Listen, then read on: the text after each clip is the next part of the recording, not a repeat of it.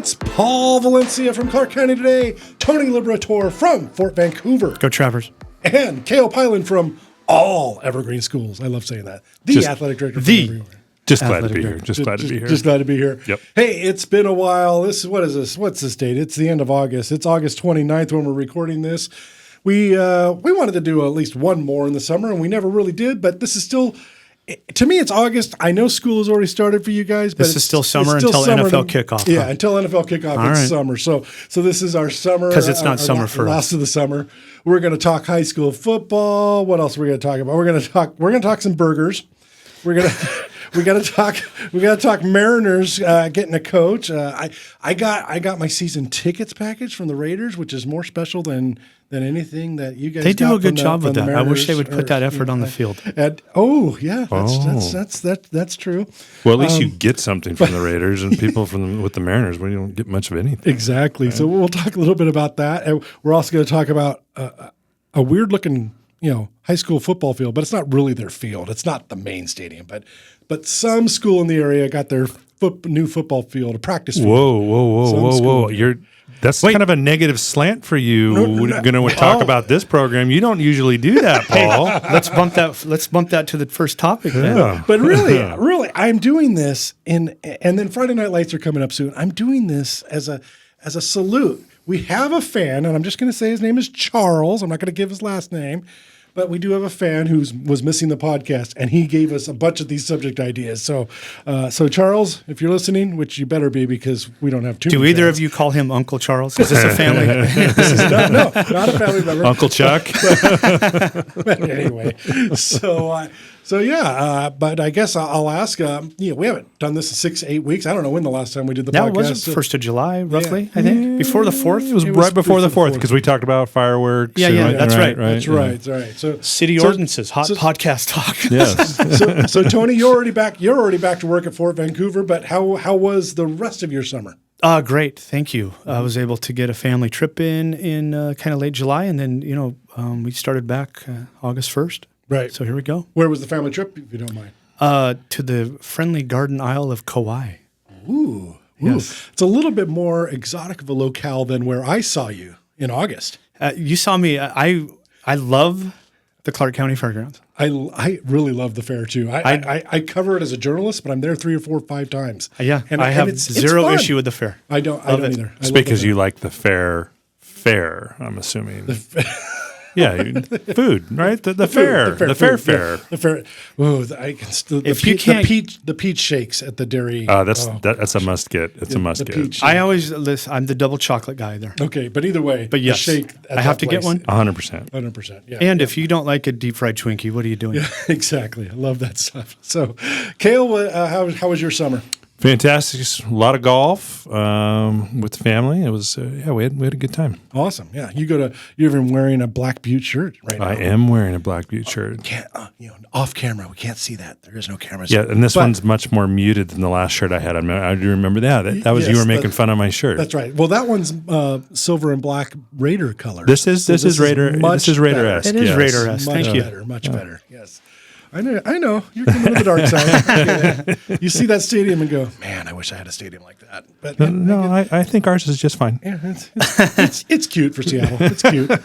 So anyway, so high school football. We'll just go into it. So high school football. We're recording this on Thursday, the 29th. So we have so a week from Friday. So we got a week. So when this podcast posts, it'll be a week from week 1, and we've got. Let's see. At Clark County Today, we follow 18 teams, I believe it is, from 1A to 4A, 6 of them with new coaches. So a 33% turnover. That's good math. That's cool. Wow. Yeah. Thank you. You figured that out on the fly. It took me a while. I carried you did it at home last night. Long math. And the new math does not happen in my head. So me neither. Because of that, then it would take me another week to do that. Yes. So, but anyway, I did a story on all 6 of them over the last few months and just, what's life been like. And what's interesting is one of them, Junior Miller from Prairie, it's his first head coaching job ever. So I thought that was a good way to start the series. And I love his enthusiasm at Prairie, but I was going to ask our football coach here, Cale, What was it like your very first head coaching job, Juanita High School, right? You grew up here, and then you moved away for a couple of years. So tell me what it was like your first time as a head coach. It's kind of like drinking from the fire hydrant. I mean, it comes at you fast, and I tell people this all the time. Until you've sat in that chair, you can't fully understand what it's like to be in that role. And so the learning curve can be a little steep with that, and you realize there was a lot of things you thought you knew that you didn't really know, I guess, and so hopefully for Junior he has a good staff, because that you realize how critical your staff, how critical you were as an assistant coach to the head coach once you step into that role, for sure. Right. Tony, you were never a head coach, and then if I recall, I'm guessing as an assistant coach, you were on a first year staff, because I was just thinking that when you asked everyone that at Columbia River was I mean, there were ex-head coaches as assistants at that point, so there was a little bit different staff, but for sure. Still, so it's kind of hard to, I guess it would be kind of hard for you to opine on what it's like to. Well, I was thinking about what Cale was saying is, as AD, what's interesting, when I was coaching at River for a long time, I did the freshman, and then obviously that's not a varsity head coach, but. And I'm going to say this, and I don't mean this in a bad way, but I had to get to a point where I was able to kind of do my own thing, because the other coaches were just like I can't worry about this on a, we're getting ready for X game. You just need to go get. So I did some.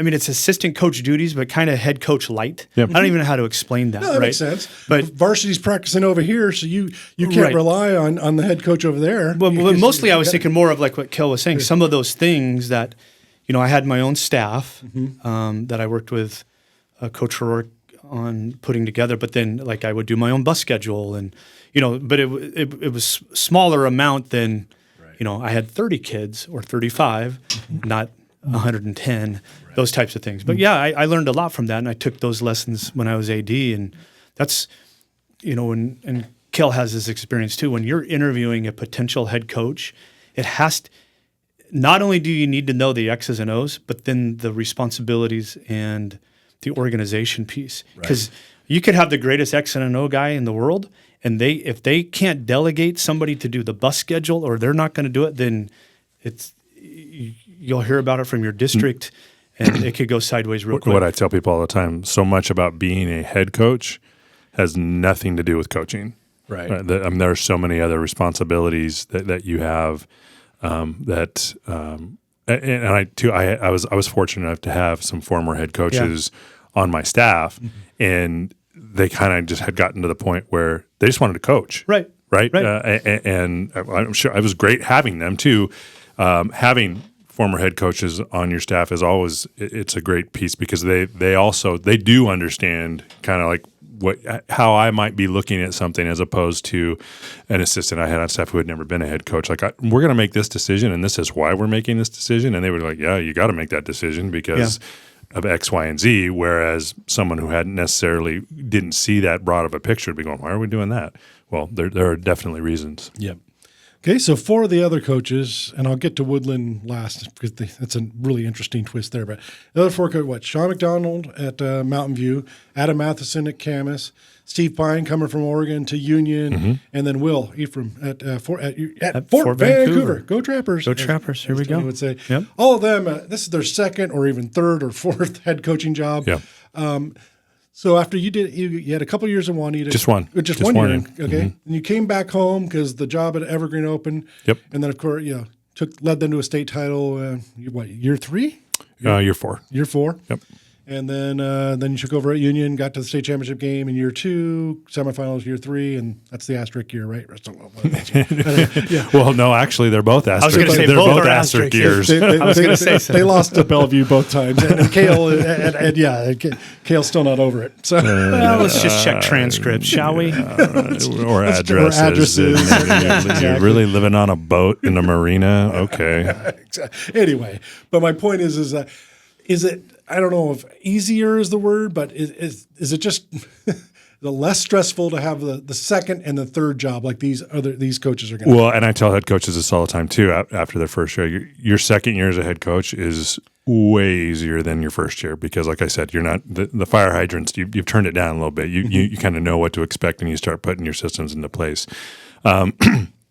For me, that was just a little bit different because when I returned to Evergreen, I had been an assistant coach there, so I really had a good perspective as to where the program was at and what the school was like, and I was very fortunate to be able to retain a lot of the staff who had been there. That I was, and they ended up being long-time assistants with me. I brought two. I did bring two with me from Juanita when I came down. But yeah, your second go around, and then when we moved to Union, was that your whole staff? It wasn't the entire staff, but it was a good bulk of them. Sure. And to be honest with you, at that point, I probably wouldn't have entertained doing that if I wasn't able to bring the bulk of my guys with me, because we just had a very clear picture of what our program was going to look like and what was going to be important to us and what we were going to stress. And as a head coach, you have to have a lot of trust in your staff, and that takes time to be able to build that. And so, looking at a job where I would have been going in and maybe bringing one or only two, or not bringing any, and then having to build that staff, because that's as important as it is building the program, right? And so you'd be doing two things at once. And when we came over to Union, while we did have some new coaches who hadn't been on our staff, that bus was moving, and everybody knew kind of the direction we were going with it, and so that definitely made that a much easier transition. Great. So before I get to Woodland, I will. Hey, by the way, can you guys hear me? Oh, yeah. Okay, it's working. We got you. It was you. weird. It's something on my headphones. That's this tricky podcast thing that Tony and I are doing, where it's just going to be the two of us talking the whole time. Did you hit mute? Everybody else is just going to be. I think Paul might have said something. What are they responding to? That's great. Hey, before we get into the Woodland, I do want to say something about Fort Vancouver and Will Ephraim. He said some things in my interview that I was really moved by, and it reminded me of other teachers there. And since you're associate principal, is that the official title? Yes, thank you. I think you should be principal. I mean, whatever. I'm sure my new boss will appreciate that, just like my old boss. Right? I don't know what's going on. I'm sure I won't send him the link. I don't know what's going on over there, but they keep bringing my man down. They're keeping him down. We all know he's the wizard behind the curtain, pulling all the strings. That's right. That's me. But anyway, Will said things like, he's been at other places. He's been at several schools as an assistant, as a head coach, and he had bought in basically to the perception at Fort Vancouver, which isn't great among people outside of Fort Trying Vancouver. to change that every day. Yep. And he got in there and he was like immediately like, holy cow, these kids are great. Yeah. And the staff is great. And they love being at Fort for the most part. His athlete, he said he was blown away by how much the student athletes, they are students first and then athletes, and how they do want to help turn it around at Fort. And while maybe they can tease each other about, we're Fort and nobody loves us, but when other people from the outside put them down, they link arms and it's a true family. And I know teachers at Fort Vancouver who feel the same way, that they would not want to teach anywhere else because they're making a bigger impact here than at a quote richer school or whatever. And I thought I'd tell you that, Tony, that I thought that was really cool. And thank you. Your thoughts on that as an I mean, that's, Fort's got a good vibe that way. And I have learned, I had to assimilate. I came from a much different school demographically than to Fort, but I've loved every year. Even, our first year was the COVID year and shut down, and then had that kind of also second weird COVID year. But since then, I agree that the kids, the neighborhood kids, want to stay at Fort. Right. They just, good, bad, and the ugly. That's awesome. And we have great staff, great families, and even to an extent, our booster president and booster parents are just as active as any other high school that I've worked with. Okay. So it's just what people need to understand, and we've talked about this on the podcast before. There's just other hurdles for these kids. Mm-hmm. They have the same ambitions as a kid at, like you said, the rich school. Mm-hmm. We just have to use some different things to get them there. All right. Well, best of luck to you. Thank you. It's pretty cool. And Will is a believer, and that's awesome. Yeah, certainly that helps having the head coach be a believer. I appreciate that. Yes. So then the sixth. Let's talk in November. The sixth new head coach is a new head coach for football, but he's been the head girls basketball coach for 20-something years at Woodland. Glenn Flanagan, we all know that name. He's Mr. Woodland, but he's also been the defensive coordinator for almost that entire time too, 20-something years. And I just think it's crazy now. He's going to be head coach in football, head coach in basketball, and if Woodland has a deep run in the football playoffs, that's going to be really, really tough. Well, but I hope he has good assistants, right? Exactly. Yeah. Well, how could you imagine being a winter sport head coach? No. And a football coach? Cale? No. And for 1 year, I was the varsity assistant basketball coach at Evergreen when I was the head football coach, and even doing that, by January, I hit a wall. Right. And I had my staff at Union, Roger Shepard was our head girls coach. And we were making deep runs into the playoffs, and he was running his girls' basketball practice in the morning before school, so that he could be at football practice after school. So I mean, those were a few. Those were long days. Those were and it was multiple weeks of that for him. So that was those were some long days, I'm sure, in the Shepherd household. Yeah. Guess what we're saying, Coach Flanagan in Woodland, is good luck, but also I think it's inspiring that you took it on, because the guy loves Woodland. He grew up in Woodland. I mean, went to college and then came back because he wanted to teach and coach at Woodland. Right. And so I love his passion. But wow, that's a tough job. When I was in high school, my senior year in high school at Battleground, Butch Blue did it for 1 year. He was the head boys basketball coach and the head football coach for 1 year. Wow, I don't remember that. And I mean, obviously, then I ended up working because he became the athletic director eventually when I came back, and I was working as the athletic coordinator and stuff. So I'm sure that was an interesting year for him. Great. Well, we said high school football is getting started. We don't necessarily need to do predictions or anything like that. We could wait a week or two and see how things are going before we go, okay, what's going to happen in league play? Because, none of our teams are playing league games until week 3 for the 2A GSHL. Yeah. And then I think a little Trico I think they I don't know how Trico does it with their league, but the 4A GSHL and their massive 4-team league. 3 league games, baby. But that's what in a couple of weeks we can talk about their schedules.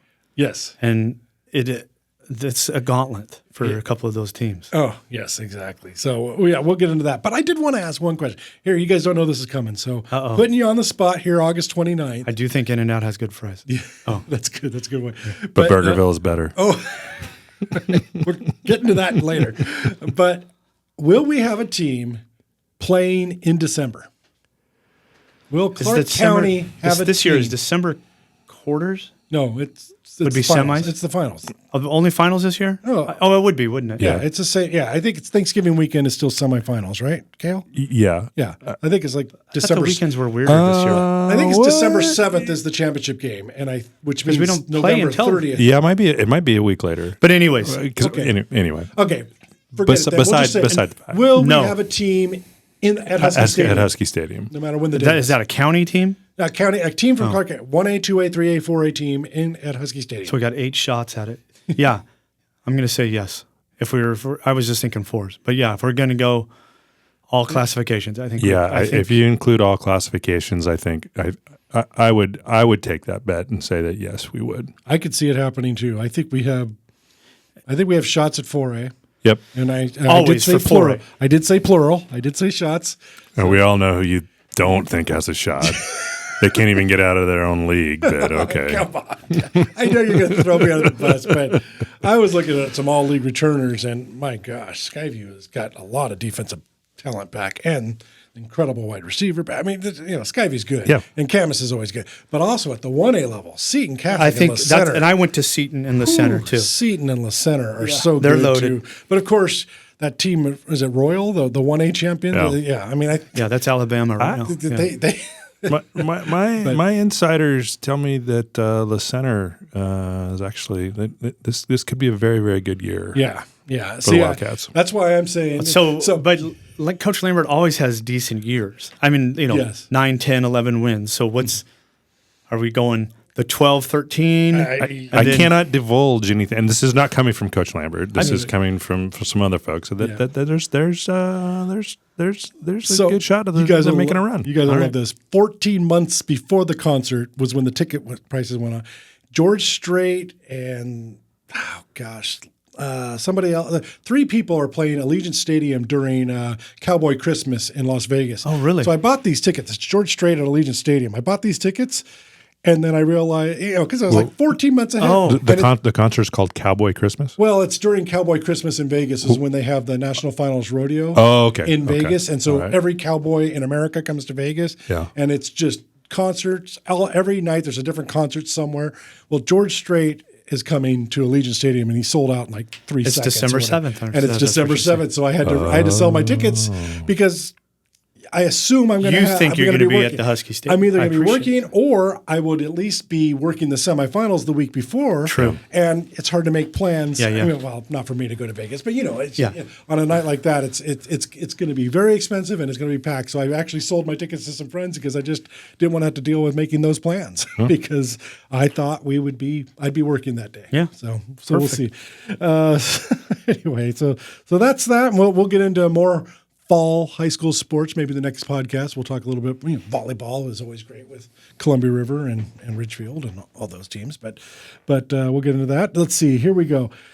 I guess we'll go to the burgers later. But Mariners. The Mariners. They fired a coach apparently in our time off. Were you guys paying attention? Do you have the mute button ready for this? But as I was telling Cale, Paul, in baseball, it's the manager. Oh, it's the manager. Yeah, that's true. Not in high school. So I'm thinking high school. It's still a head coach. Yeah, it's a manager. It's a manager. The skipper, maybe. Did he really manage? Did he manage? What did he manage? Never mind. He certainly didn't manage how to hit the baseball. That's for sure. So anyway, there's been a change, and but what I saw today when I looked at the standings is the Mariners are 2 games above 500, and I was thinking, if you played 100 games, you should be 8 games over 500 if you wanted to get to 54%. Thanks, Paul. Isn't that the goal? And they've played more than 100 games. That's what the genius general manager, so tell me, or now president of baseball operations. I told you guys to buy your playoff tickets back in April, and are you guys are you on board now with manager Wilson? I hit a sore spot, everybody. Well, I mean, every Mariner fan loves Dan Wilson. I mean, how can you not like Dan Wilson? What are the Mariners going to do? Let's harken back to '95 and bring in somebody. And because we're going to throw Edgar Martinez. Oh, Edgar's also the hitting coach. I'm surprised Jay Buhner's not coaching third base. Correct. But Edgar's not the fielding coach. He's the hitting coach, right? He doesn't have a glove, right? Designated hitter. Hey, he is a Hall of Famer. I know he is. Okay. But you said that the old Mariner ads, there's the one where they show what Edgar does when the team's on defense. Right. It's hilarious. And I think I've said this before. I went to the game when he had 3 errors in one game. Okay, so that's why he's the designated hitter. Yes, no. I love Edgar. Don't get me wrong. I think I'm a Raider fan who gives you guys crap. I mean, but that's what's fun about it. We've made the playoffs twice, and since 2002, you guys have made the playoffs twice. Maybe once in 20 years. Twice since 2001, if you want to throw that one in. Don't forget that World Series. Oh wait, that's never happened. Exactly. So I'm giving you guys, but I also understand what it's like. I mean, Antonio Pierce was never a Raider, but he was a Raider fan growing up. And so when he became the interim coach, we loved it last year and got rid of somebody that the fan base just couldn't stand anymore. Right. So we loved it, and there was a vibe. And even though it didn't turn into the playoffs for the Raiders, we're so happy that we have a guy who loves some competitive being a Raider. Games. So and we have a guy who loves being a Raider coach as our coach. So I love that as opposed to the other guy. So I'm assuming Wilson is the same way for you guys in that, whether he does a good job or not, he respects the organization, and he was a huge part of some great teams. Here's a question that's good, because I actually thought about this. I talked to a couple of other people about this, right? Obviously, when you get to the major leagues, it's not, it's going to be a different level of coaching at that point, right? But what I want to know is this is where I was okay with the Service firing, is that there's still no adjustments, right? They tell me they have this philosophy of control the zone. Last year, the Mariners, so 2023 season, they struck out, I think it was top 3 all time in baseball. I'm talking 120 years of baseball. Wow. Okay? They're on pace to break that. So I just want to know, I'm Scott Service, good dude. I have no issue with him personally, but if you can't get the guys to adjust, I could get 4 or 5 guys out right now on that lineup if I'm just throwing outsides and slow. They're going to swing at it. We all know, Cale knows who I'm talking about. If you just throw something slow and outside, they are going to lunge at it. And I'm just like, what zone are we controlling here? Well, we weren't controlling any zones. But that's my point. So there's no adjustments being made. So when you say, what does the manager even do? I'm hoping they're doing that type of stuff. Paul, you can't strike out 40% of the time since the All-Star break. Sit your blank down, and we'll get somebody who's going to at least do what we're asking them to do organizationally. We don't even get that. Right. So, I mean, honestly, because, I don't watch much, but has there been a change? No. No. On Monday night, they lost by one run and struck out 16 times collectively. And I was just like, what are we doing? Wow. Yeah, it's and I think it's funny that we're making a big deal about how he's not the interim manager, right? Right. I heard that today. That he's full time. But and I was surprised they did I don't think they've released how many years are on his contract or anything like that, did they? No, I have not seen because contract details. Here's the deal. He is the interim manager because if he doesn't pull a rabbit out of the hat, then DePoto's going to get fired. And there's that. And then the new guy is going to want his own manager at that point. So he is DePoto's manager. So if he's able to have a miracle run here and they overtake the Astros, well then of course DePoto will keep his job and he'll keep his job. But if he doesn't, it's playoff or bust for Jerry. You think for all of them? I think it is. But even if DePoto isn't fired, though, isn't it a disservice to the organization? A disservice to Scott Service? Was that what you're going to say? No, I was going to say that's a great pun. To not interview somebody else who might be out there. Yeah. Yes. I mean, yes. Doesn't whether you're a Wilson fan or not, has he done? He's been there a week. So Antonio Pierce, but my point is, my point is he can't. He can't do what Antonio Pierce did. Right. He has to make the playoffs. If they make the playoffs, you're not going to get rid of him. Right. But what I meant is, didn't they kind of halfway announce that, he's just the manager, he's not interim? But my point is he's the de facto interim. It doesn't matter because if he wins, you would have kept him anyway. And if they don't win, then they're going to clean house and there'll be somebody, I don't know, Tito Francona or somebody that they'll bring in. I still think they should be they should be interviewing. Leave it open. You might get.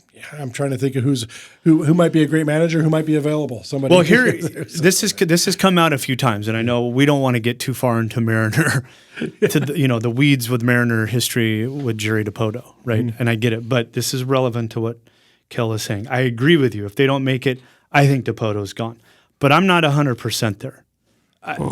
But you want to completely alienate the fan? You've already done so much to alienate the fan base. You keep him if they don't make the playoffs. Because I think that Jerry toes Stanton's line, which is you are competitive on the cheap.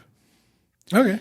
And the other thing that I don't know if you read Danny O'Neill's longtime Seattle sports writer, used to work for the PI, did a little bit for the Times. Now he's with the Tacoma News.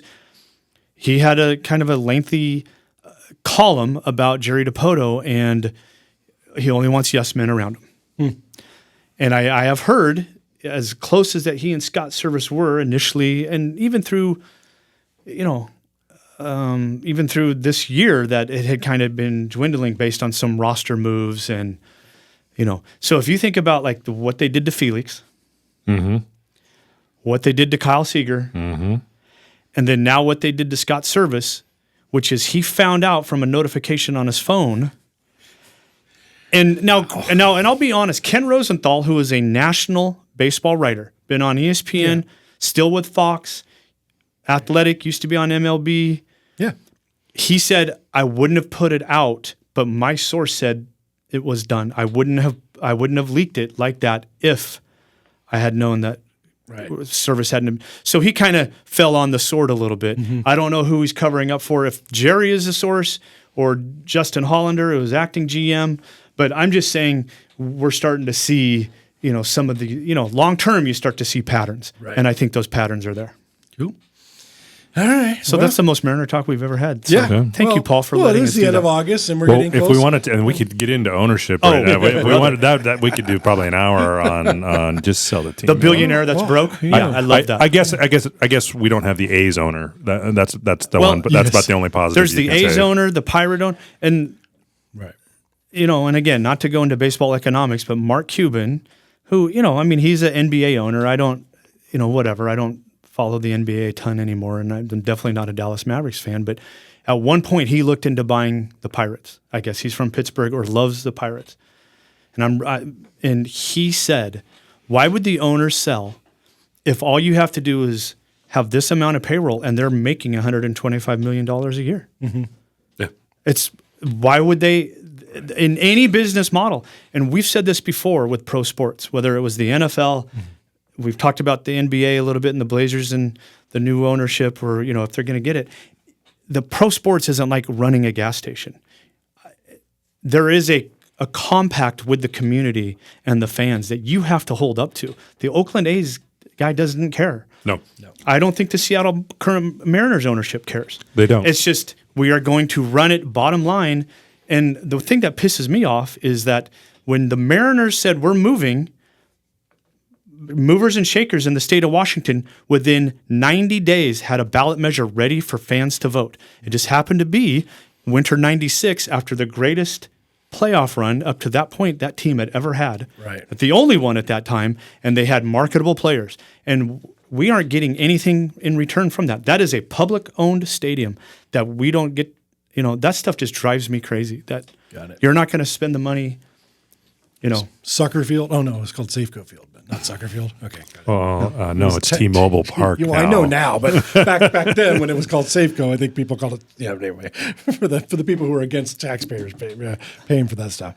All right. Well, from one interesting organization to another. But here's a positive. The Raiders every year send me as a season ticket holder this incredible. It's a gift of the season tickets, and they're special. And I've heard from other NFL fans or other NFL season ticket holders, like my team just gives me the tickets. It's like in a little envelope. And I got to rip them off myself. Yeah, whatever. But the Raiders come up with this fancy thing, and I put it on Twitter back. But this one was a treasure chest, and you open it up, and it's the Raiders theme song, and there's a map and everything. And you'll love this, Tony. So. In other years, for the most part, you can figure out exactly what the Raiders are trying to do here. In the past, they've had it was like a series of the Hall of Famers, and they had the voices of Hall of Famers at their Hall of Fame induction, talking about what it meant to be a Raider and all this stuff. It was really cool. But this year's treasure map had a list of all of where I assumed were the Raiders' home stadiums, and it had Keyser Stadium in San Francisco, because in the early 60s they played there. They played at Cal Berkeley Stadium. Oh, I didn't know that either. They played at Candlestick for a bit while they were building, Oakland Coliseum. They got all of those. And then they also had all the ones in Europe that they've played in. Okay. Wembley Stadium and a couple of Azteca Stadium for Mexico. Yep. But then they had Tampa and the Orange Bowl. And I was like, when did they play as home game there?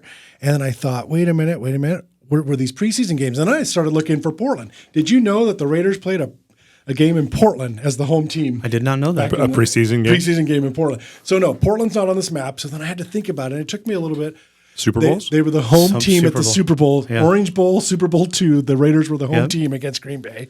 And then Super Bowl 18, they were the home team in Tampa against the Redskins. So Marcus Allen running into the night. I guess the Commanders now. But yes, sorry if I offended anybody. But it was but anyway, but it was just really cool to see this map of all of what they consider The their home stadiums. Home I like that. stadiums of any regular season or postseason game in their history. But That's it was cool. a little map and stuff. So, but anyway, everyone seems to think the Raiders do pretty good for their fans when it comes to that. And that is true. Only two playoff seasons since the last Super Bowl appearance. Gardner's going to take you there this year, right? Absolutely. It's fun. I've been saying we've got Steve Young and Joe Montana. We just had to pick one. That's Go Cougs. Yeah, it's Minshew. Anyway, Minshew mania we'll in see Vegas. what happens. We'll see what happens. But I am a lot more excited going into this season than I was last year at this time. Me too. So, Gosh, it'll be fun. So, I thought the Hawks looked good too, Kel. The Hawks, I think they got a chance to be sneaky. And good. I'll be honest, I love Ryan Grubb. I like. What he did at UW, he'll forever be my favorite. Nope, I got it. And in McDonald, I think I'm just really interested to see them defensively this year. I think that all hail Pete Carroll. I mean, he's the greatest coach in franchise history. But and then we were getting a little stale. And the Niners are about ready to go into a tailspin. Is that right? No, did you guys see? They just signed Ayuk, so. But I saw that. Did you see this weird thing about Colin Kaepernick and then Jimmy G and then Purdy?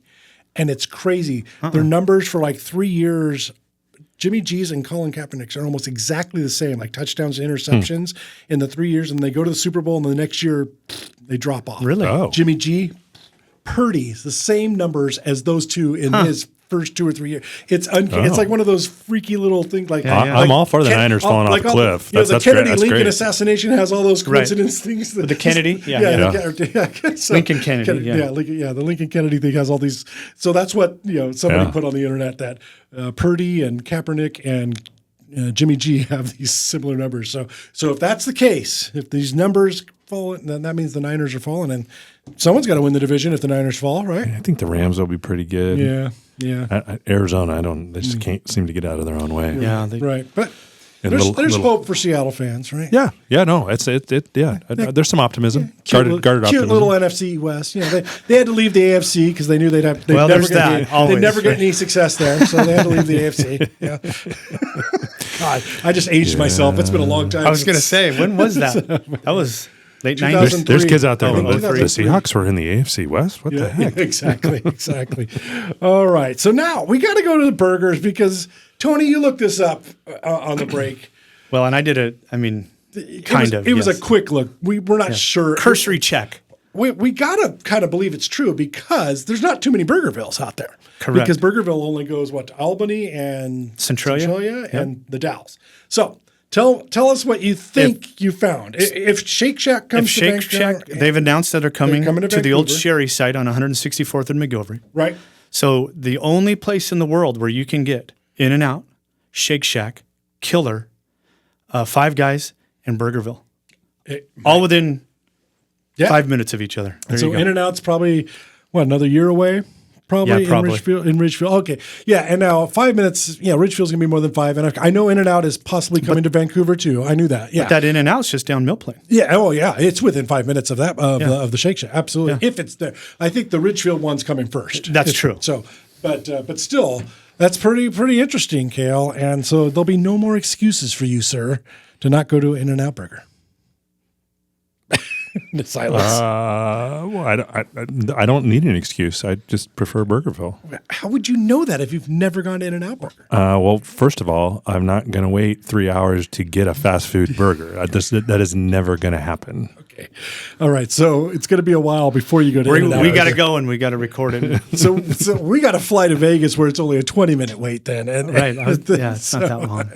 Even Salem Kaiser is even kind of. Yeah. It depends on even that one's long. By the way, the one on Ridgefield, that thing is going to be, that drive-through is going to be so long for years because the one in Salem still is. And so we're going to get everyone from Longview and Olympia coming down to Ridgefield. I'm sure Ridgefield residents will just love the traffic. Well, that's right next to the Costco, It's right next, it's going to be right next to the Costco. There's no one lives right there right now, right? But you still got to get on and off the freeway. That's true too. But, that Costco opened, I think, today, didn't it? Yeah. They're saying this weekend it's going to be nuts trying to get through there. Yeah, exactly. But anyway, in In-N-Out, I trust. So In-N-Out is my favorite. I told you I rank my top 10. Top 10 and In-N-Out was four in the top 5 was In-N-Out. And so I've never had a Shake Shack burger either, so I can't critique those. I swear I'm going to get in trouble with because you guys already know I tease Burgerville's prices. You know that. I like Burgerville's quality. Don't get me wrong. Not as good as it was growing up, I don't think, but the prices are they're a little bit out there for a regular fast food, so that's because it's not regular fast food. See, there you go, Cale. You're going to get the commercial for us. That's awesome. That's great. Shake Shack. This is terrible. So I went to it was a Raider game, and I was down there by myself, and it was one of those, I think it was a night game. So I flew in Sunday night, and I had the very first flight Monday morning. So I didn't even get a hotel because it's Vegas. I can hang out all night. I can go play poker somewhere.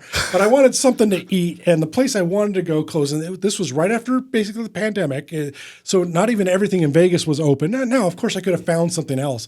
But the Shake Shack was open, and I was right there. And it was across the street from the casino I was going to go play poker in for all night until I can get my lift to the airport. So I went into Shake Shack. And, oh, man,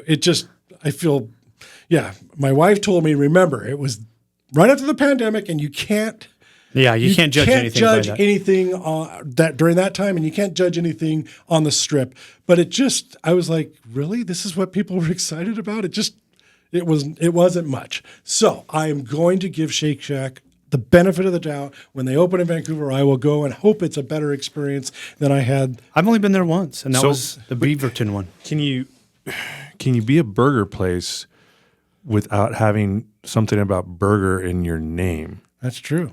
So, I mean, am I going to a burger place because of the milkshakes? I mean, is that what I'm supposed to get from that? I don't know the history of that, but... Yeah, because it is In-N-Out Burgers. Yeah. So in Burgerville, Killer Burgers, Five Guys Burgers, burgers and fries. Well, by the way, there is no better deal than the fries you get at They're very good. Five Guys. They are very good. They taste great, and then they give you six helpings of larges for one large. If you eat there, they just throw a bunch in the bag. Yes, that's the best. Thank you, Five Guys. Thank you, Five Guys, for that. I will.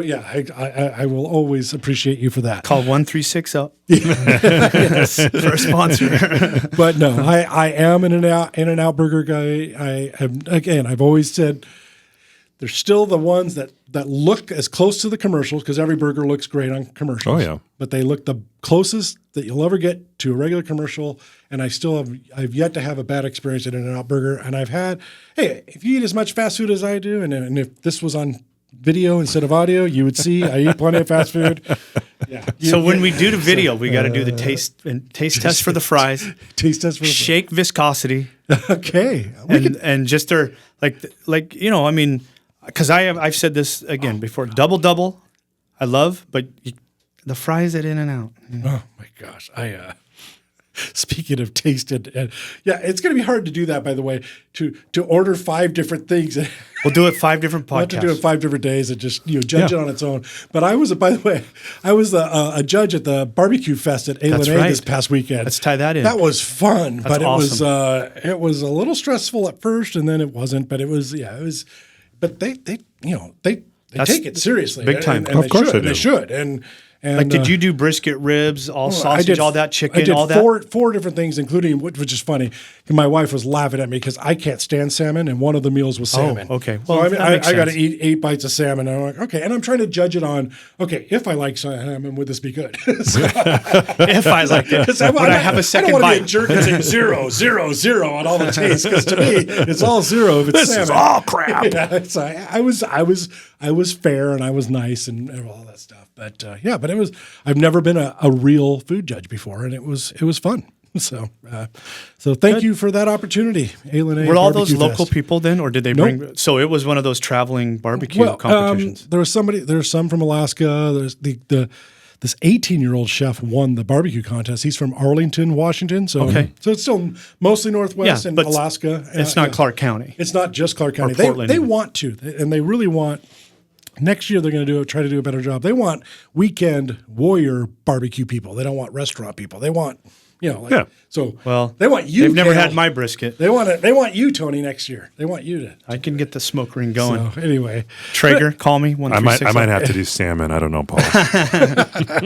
That's great. That's great. So what else? I guess we could transition real quick. There is a red football field now at Camas High School, but it is not at Doc Harris Stadium. So those of us who go to varsity football games, we will not have to. So it's their practice JVC team field. It's their practice. No, JV field. plays at Doc. I can't remember. Usually, I think it depends on what's going on with soccer. So there'll be a lacrosse, and then they do have track meets. I think at that field, but I don't know what a red field. I'm glad that they got a turf field, but it's an eyesore. You think it's an eyesore? Oh my Tony gosh. thinks it's an eyesore. I've seen the pictures. Cale, what do you think? You live in Camas, so be careful. I don't think it matters what Tony thinks or what Paul thinks or what I think. It matters what the 15, 16, 17, heck, the 12, 13, 14, 15-year-old kids that live in Camas, what they think, and I'm guessing they think it's pretty cool. Yeah, they probably do think it's cool. For me, it was very, very bright. I was out there took a photo of Coach Adam Matheson on that field, and my phone almost broke. Right, it was so bright. It's like pixelated. The same manufacturers who made the shirt I wore last time we were here, but are responsible for the turf, right? You have a field turf shirt. Okay. So I'm critiquing. I guess I'm criticizing that a bit, but the thing is that, and if they put it at Doc Harris Stadium, then people can find a lot more. Sooner or later they're going to have to replace that turf. I was going to say they might go red. It's going to happen. I would venture to guess. I'd vote a video screen before a red turf. If don't they already have a video screen? I think they do have a video screen. Do they use it? I don't know. I I haven't been out there for. How about a bigger screen? We want a Jerry's World screen in campus. Come on. There you go. Look, they already have the indoor facility. Now they're going to put a bubble over their tennis courts. Yes. So it's just a matter of time before it's a domed stadium, right? And for all of you people at Camas who are mad that I'm criticizing your red field, remember I'm also the guy on Twitter who told the world that when you were building your little indoor athletic facility that you were just building a trophy case. Oh. Thanks, Paul. They needed the space for that. They needed the space for all their trophies. Yeah. So and trust me, the guys at Skyview and Union did not like that tweet. Anyway, I love doing this, and now it's football season, and Skyview and Camas will be playing each other later on this season. You guys will give me crap about it because I'll bring up that, hey, until Skyview actually beats them, I just won't believe it. But it's possible. It's still a football game. It's possible. Maybe this is the year for Skyview. I don't know. We'll figure it all out. We will figure it out. But I appreciate you guys listening right now. I think that you guys have anything you wanted to add. I don't know if we've got anything else. Getting ready. No, I mean, we haven't done this for a while, and you just wore me out. I mean, I don't know how long we've been going, 45 minutes? 45 minutes or so. But, hey, we'll be back in a couple of weeks after football season starts, and we'll go from there. Welcome back. Welcome back, teachers and administrators and students. 2024-25 academic year is here. It's going to be a great one. It's going to be a great one. All right, take care, everybody. See you.